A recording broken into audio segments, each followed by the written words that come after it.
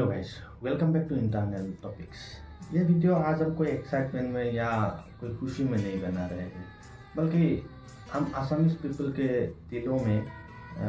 जो 3-4 दिनों से अभी एक ट्रॉमा चल रहा है उसके ऊपर ही बना रहे हैं।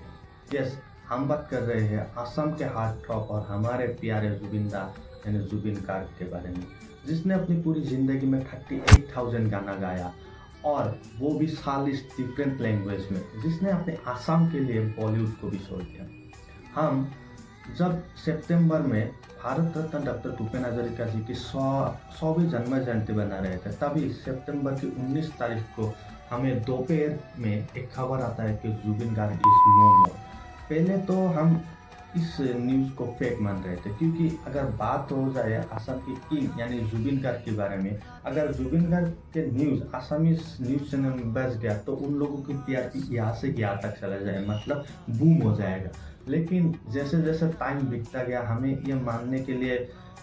बाध्य होना पड़ा कि yes, Zubeen Garg is no more. जैसे कि उन्होंने अपने गाने में कहा था, हागोर पुलिस बड़े मन, यानी समंदर के नीचे सोने की इच्छा है। ठीक उसी तरह से सिंगापुर के एक समंदर के नीचे उन्होंने स्कूबा डाइविंग या फिर स्विमिंग करते वक्त जान गंवाई। लेकिन सवाल ये आता है कि जिस जुबिन गार्ग ने बॉलीवुड में गैंगस्टर, प्यार का साइड इफेक्ट, क्रिस्टी जैसे 47 मूवीज में अपना गाना गाया, जिस जुबिन गार्ग ने अपने करियर में 38,000 गाना गाया, जिस जुबिन गार्ग के नाम एक दिन में 36 गाना रिकॉर्ड करने का नाम है, और जिस जुबिन गार्ग ने अपनी इनकम की मैक्सिमम परसेंटेज असम के लोगों की ट्रीटमेंट, पढ़ाई और बाकी अन्य ज़रूरतमंदों के लिए दान करता था, जिस जुबिन गार्ग की एक आवाज़ से असम के पॉलिटिक्स हिल जाता था, उस जुबिन गार्ग की मौत की खबर हम आसामीज लोगों को आज से 9 घंटे तक क्यों छुपाया गया। अब सवाल ये भी आता है कि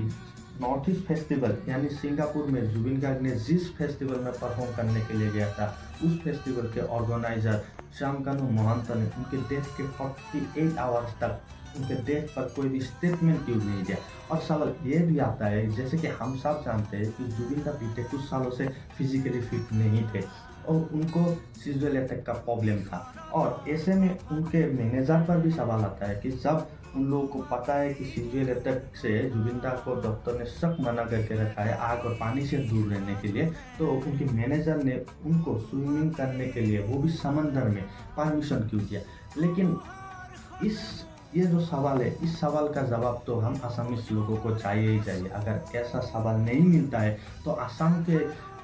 गवर्नमेंट और जुबिन दा के साथ जो लोग सिंगापुर में था, उन लोगों को भी मालूम है कि वो लोगों को भारी प्रोटेस्ट का सामना करना पड़ेगा। लेकिन अब आगे की बात आप लोगों को बताते हैं। सिंगापुर में अपनी शरीर त्यागने के बाद सैटरडे की मिडनाइट को जुबिन दा को एयर इंडिया के स्पेशल फ्लाइट से सिंगापुर से न्यू दिल्ली लाया गया, जहां पर असम के चीफ मिनिस्टर हिमंत बिश्व शर्मा ने उनके बॉडी को रिसीव किया और श्रद्धांजलि दी। जैसे कि जुबिन दा ने अपने जीवन काल में बताया था कि मैं जिस दिन अपना शरीर छोड़ूंगा उस दिन मुझे मायाविनी सॉन्ग गाकर एक बार जरूर ट्रिब्यूट देना। ठीक उसी तरह असम के सीएम ने भी जुबिन दा को मायाविनी सॉन्ग से ट्रिब्यूट किया। ये जो मायाविनी सॉन्ग है उसकी हिंदी, इंग्लिश और बंगाली वर्जन भी, आप लोग चाहे तो वो गाना भी सुन सकते हैं। उसके बाद ये भारत सरकार के मिनिस्टर एक्सटर्नल अफेयर्स के पवित्र मार्गरेटा ने जुबिन दा की बॉडी को अपने पास लेकर और गुवाहाटी से, न्यू दिल्ली से गुवाहाटी तक का सफर तय किया, जहां पर गुवाहाटी एयरपोर्ट में 50,000 से भी ज़्यादा लोग अगले दिन रात से जुबिन दा का वेट कर रहा था, जहां से जुबिन दा को सीधे अपने गुवाहाटी के कालीपाड़ा स्थित अपार्टमेंट में लेके जाना था, और वहीं पर ही क्रिएट हो गया नया वर्ल्ड रिकॉर्ड जारी किया लिम्का बुक ऑफ रिकॉर्ड ने, जहां पर उन लोगों ने कहा कि Zubeen Garg farewell become fourth largest gathering in the world. और ये रिकॉर्ड के बारे में हम सब आसामीज लोगों को कोई ताज्जुब नहीं हो रहा है। अगर बात हो रहा है असम की किंग की, असम की भगवान की, तो ये रिकॉर्ड होना स्वाभाविक है। और आप लोगों को ये भी बता दूं कि लोकोपीय गोपीनाथ बरदलै इंटरनेशनल एयरपोर्ट से जुबिन दा का जहाँ पर अपार्टमेंट है काहिलीपाड़ा, वहाँ तक के डिस्टेंस है 30 किलोमीटर, और वो 30 किलोमीटर पहुँचने में जुबिन दा को लगा 6.5 घंटा, क्योंकि एयरपोर्ट से उनके घर तक उनके अनुरागी, उनके फैंस सारे और उनकी राह देख रहे थे। और जैसे तैसे करके 6.5 घंटे के बाद जुबिन दा अपने काहिलीपाड़ा स्थित घर में पहुंचे। काहिलीपाड़ा स्थित घर में भी बहुत सारे लोग, ह्यूज लेवल पर लोग उनकी राह देख रहे थे, लेकिन वहाँ पर उन्होंने अपने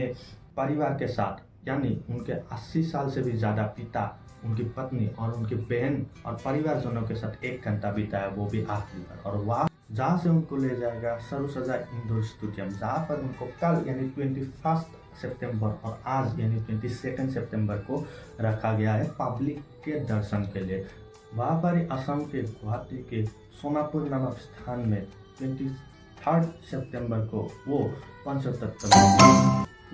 आखिर में हम आपको यही बताना चाहेंगे कि जुबिन दा हाले ही हमारे पास यानी हमारे साथ फिजिकली नहीं है, लेकिन उनका क्रिएटिविटी, उनका गाना, उनकी बातें, उनकी सोच हमेशा ही हमारे साथ जरूर बने रहेंगे। और ये दायित्व लेना पड़ेगा हम जैसे जनरेशन को, क्योंकि अगर कोई हमें ये सवाल नहीं पूछे कि 30 ईयर, 40 ईयर, 50 ईयर्स, 100 ईयर्स के बाद हम पर कोई ये सवाल न करे जो हु इज़ जुबिन गार्ग, और ये जुबिन दा की जो तत्व है, जो सत्ता है, उनको बनाने के लिए हम सभी उनके लिए रेस्पॉन्सिबिलिटी होंगे, और हम ही उनके सत्ता को आगे लेके जाएंगे। आखिर में यही कहना चाहूँगा, जुबिन दा के मौत के पीछे नेचुरल है या फिर कोई सोची समझी साजिश के साथ उनके साथ कुछ हुआ गया, तो उसका डिटेल्स और पूरी जानकारी असम के लोगों के लिए पब्लिकली करना ही होगा, जिसके लिए चाहे वो हम कुछ भी करने के लिए या फिर प्रोटेस्ट करने के लिए हम सब सजग थे। आखिर में यही कहूँगा, जय जुबिन दा, जय जिलाबाद, ऑलवेज जय जुबिन दा। Thank you.